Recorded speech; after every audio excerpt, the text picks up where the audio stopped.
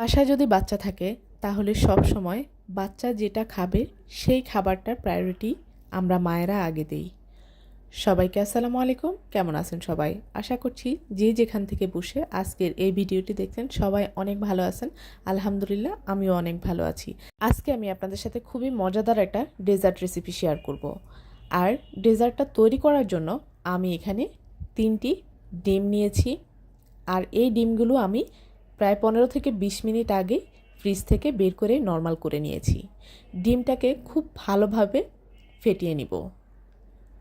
এখন আমি এতে অ্যাড করে দিচ্ছি হাফ কাপ পরিমাণ চিনি। চিনির পরিমাণটা আপনারা চাইলে বাড়িয়ে কমিয়ে দিতে পারেন। সো ভিউয়ার্স, খুব ভালোভাবে চিনির সাথে ডিমটাকে মিশিয়ে নিব। এখন আমি এতে অ্যাড করে দিচ্ছি হাফ চা চামচ পরিমাণ ভ্যানিলা এসেন্স। তাতে করে খুব সুন্দর একটা ফ্লেভার আসবে। আবারও ভালোভাবে মিশিয়ে নিচ্ছি। এখন অ্যাড করে দিচ্ছি আমি 3 কাপ পরিমাণ দুধ। ডিম ও দুধের মিশ্রণটাকে খুব ভালোভাবে মিশিয়ে নিতে হবে। আমি একটা ডাল ঘুটনির সাহায্যে এটাকে ভালোভাবে মিশিয়ে নেব।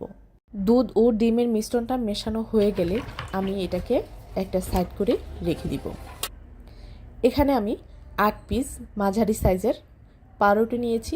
আপনারা চাইলে বড় সাইজের পাউরুটি নিতে পারেন, তবে দুধের পরিমাণের উপর নির্ভর করে আপনারা পাউরুটি নেবেন। আমি 3 কাপ পরিমাণ দুধ নিয়েছি, আর তার জন্য এই 8 পিস পাউরুটি যথেষ্ট হয়ে যাবে। এখন আমি যে পাত্রে ডেজার্টটাকে সেট আপ করব তাতে পাউরুটিগুলো দিয়ে মিশিয়ে রাখা দুধের মিশ্রণটা দিয়ে দিব। সো ভিউয়ার্স, আজকের এই রেসিপিটি যদি আপনাদের ভালো লাগে, যারা ফেসবুক পেজ থেকে দেখছেন প্লিজ আমার পেজটিতে লাইক ও ফলো দিয়ে কমেন্টস করে জানিয়ে দিবেন কেমন হয়েছে। এখন আমি একটা পাত্রে পানি নিয়ে বাটিটাকে সেট করে খুব ভালোভাবে বসিয়ে দিব এবং জাল করে নিব 30 মিনিটের মতো। 30 মিনিট পর আমি ঢাকনা তুলে চেক করে নিব এটা কমপ্লিটলি হয়েছে কিনা। আপনারা এখানে টুথপিক অথবা ছুরি দিয়ে চেক করতে পারেন। আমি ছুরি দিয়ে চেক করেছি।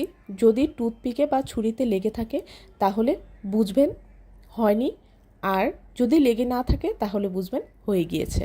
আমার ডেজার্টটা হয়ে গিয়েছে দেখতে হুবহু পুডিংয়ের মতো। আমি এখানে ক্যারামেল ব্যবহার করিনি, তবে আপনারা চাইলে এটাকে ক্যারামেল দিয়েও তৈরি করতে পারেন।